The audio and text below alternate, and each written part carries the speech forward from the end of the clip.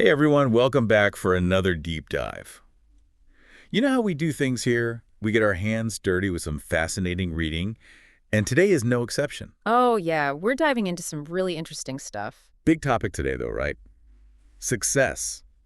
Specifically, what this author has to say about success, especially for teens and young adults out there. Yeah, they're really targeting that younger audience, lots of advice geared towards figuring out your path and making the most of your potential and all that. And they get right to the point too. We're talking excerpts from a motivational text here, and the first heading kind of sets the tone. Oh, tell me. Thou shalt not be lazy. Wow, okay, straight to the point, no messing around, I like it. Right. No sugarcoating here. But it is interesting how the author actually defines laziness. Yeah, I was gonna say, lazy can mean a lot of things. Totally. It's not just about, like, physical laziness, Yeah. sitting on the couch all day. Right. It's more like, I don't know, a mindset, that unwillingness to actually push yourself or grow. Exactly. And they even quote Jules Renard, who said, this is a good one, laziness is nothing more than the habit of resting before you get tired. Oof, that one hits hard. You ever catch yourself doing that? Oh, all the time. Especially when it comes to stuff I know I should be doing, but it's not, the most fun. Yeah. Makes you think, right? Like, are we selling ourselves short? For sure. And the author brings up their own background here, talking about their experience in athletics. They were a serious athlete, and they went on to coach for years. Okay, so they've seen it all. They've seen it all. The raw talent, the hard workers, the ones who maybe didn't have that natural gift, but their dedication, their grit, that's what made them successful. I bet they have some stories. All sure. But they make this really interesting point. They say they saw, like, tons of naturally gifted athletes, but because they didn't put in the work, they never actually reached their full potential. Yeah, a classic wasted potential story. Always a bummer. Total bummer. But then they talk about, like, the flip side, the ones who might not have been the most talented, but their work ethic, their drive, that's what pushed them further than anyone expected. Makes you think about those underdog stories. Like, those are the ones we really love, right? Totally. Yeah. Because we can relate to that struggle, that grind.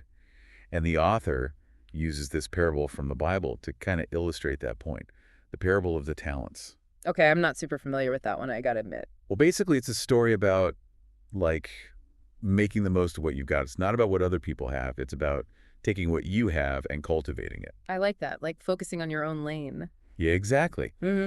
And the author asks this question directly to the reader. They say, what are your unique talents? And how are you making them flourish? Ooh, yeah. That's powerful. Gets you thinking. Definitely makes you take stock. And they throw in this comparison to ants. Ants. Okay, where are they going with this? Right. It seems kind of random, but they make a good point. They talk about how ants work, like tirelessly, instinctively. They don't need someone standing over them telling them what to do. They just do it. Huh, yeah. Ants do always seem to be busy. Little hustlers. Exactly. And they use this crazy fact, how strong ants are. They can carry like 10 to 50 times their body weight. Whoa, that's insane. Right. And the author uses that as a metaphor. Like, if these tiny creatures can do that much, imagine the potential WE have. Okay, yeah, I see where they're going with that. We're capable of way more than we think. Exactly. Sure. And are we actually putting in that effort? Yeah. Even when it's not glamorous or fun. That's the real test, right? The behind-the-scenes grind. Totally. And this is where the author connects all of this to, like, the real world. They say, ultimately, the world cares about results. Results, yeah. That's what matters at the end of the day, what you actually produce. It's like, are you actually walking the walk, not just talking the talk? Exactly. And they have this whole section about the entitlement complex. Ooh, yeah, I've seen that. Right. It's like people expecting rewards without, actually putting in the work. Yeah, like thinking they deserve something just because. I don't know, just because. Exactly. And they connect it to, like, all these things, especially for young people, good grades, making the team, getting a job. Those things are earned, right? They're not just given out. Right. It's like no one's going to hand you success on a silver platter. You got to go out there and hustle. And the author makes this pretty bold statement. They say, a hard-earned B is more respectable than a cheated A plus ec. Ooh, yeah. Tough love, but I get it. It's about the integrity, the effort. Totally. Like, what are you actually learning? What are you building? And this is where the author, like, shifts gears a bit. They move from this whole hard work thing to talking about passion. Okay, yeah. Passion. That's a big one. Right.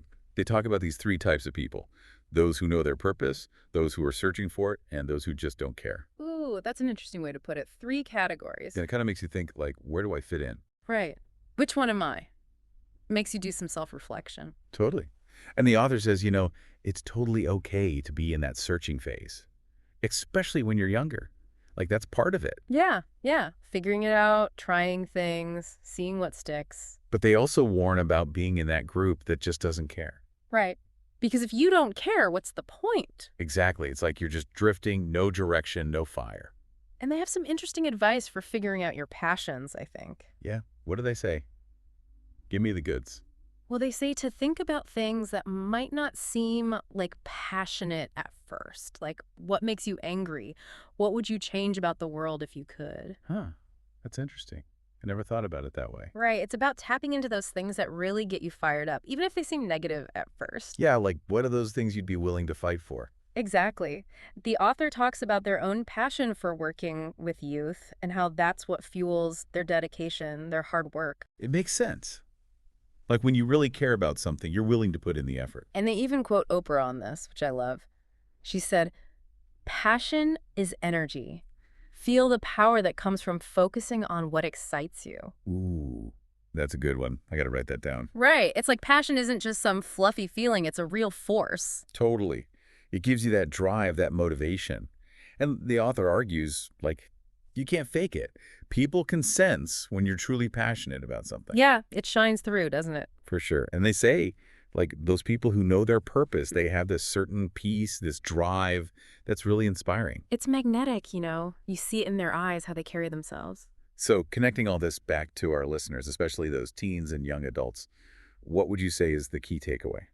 I think it comes down to this. Success isn't a magical formula, it's a combo. Hard work, dedication, yeah, but also finding something that really lights you up. It's like the author's challenging young people to really think about what they want to achieve, what they're willing to put in the effort for, what kind of legacy they want to leave behind. Yeah, big questions, but important ones. Now, we should acknowledge the author does come from a particular perspective. They're open about their Christian faith. They use biblical examples to illustrate some of their points. Right, right. And that might resonate with some listeners, but others might come from different backgrounds, different belief systems. Totally. It's important to remember there are many paths to success. What works for one person might not work for another. The key is to take what resonates with you, right, and apply it to your own life. Absolutely. At the end of the day, this author's all about empowering young people to take control of their future, reach their full potential. And that's a message that I think everyone can get behind.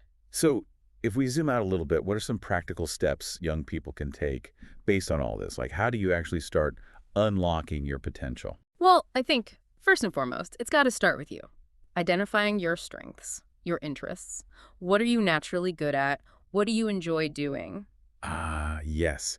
Yeah. Recognizing those talents we were talking about earlier. Exactly. And I think often your passions are found at the intersection of your talents and your interests. So once you have a better sense of those, start exploring. Exploring, yeah. Trying new things, putting yourself out there. Try new hobbies. Take classes and subjects that spark your curiosity. Mm-hmm. Volunteer in your community. Yeah. Get out there. See what's out there. The key is to be open to new experiences, to stepping outside your comfort zone. You never know where you might discover your passion. And don't be afraid to ask for help along the way. Oh, for sure. Talk to your parents, teachers, mentors, anyone you admire who has achieved success in areas that you're interested in. They can offer valuable insights, guidance. Yeah, build that support system. Mm-hmm. Learn from those who have gone before you. And remember, success is not a destination, it's a journey. Right? Oh, good one. There will be setbacks, challenges along the way. It's important to persevere, to learn from your mistakes. Pick yourself up, dust yourself off, and keep going. Yeah, it's about that resilience, that ability to bounce back when things get tough. Exactly. And remembering everyone has potential, right? Yeah. It's just a matter of unlocking it. Absolutely. Yeah. So to wrap things up, what would you say is like the most powerful message this author leaves us with, especially for, those young people just starting out? Well, I think it's a message of hope. Empowerment. Yeah, empowerment, that incredible potential that, lives inside each of us. Like waiting to be unleashed. Yeah. They're saying, look, you're not defined by your circumstances Yeah. or your past mistakes. You have the power to shape your own future. You hold the keys. Through hard work, yeah, and dedication, and really, like, relentlessly pursuing those passions. Don't let go of that fire. Right, and I think for young people, that's so important to hear. Totally. It's like they're saying the world is waiting for you to share your unique talents, make your mark. Exactly. So as we wrap up this deep dive, I want to leave you with one final question. Inspired by the author, Ooh, okay, hit me. what will you do today to move closer to unlocking your potential? Wow. Yeah, that's a good one. Something to really sit with. And if you're looking for more inspiration, more practical advice, definitely check out this author's full text. It's packed with insight, stories, all that good stuff. Thanks for joining us for another deep dive. Until next time, keep learning, keep growing, keep striving to unlock your full potential.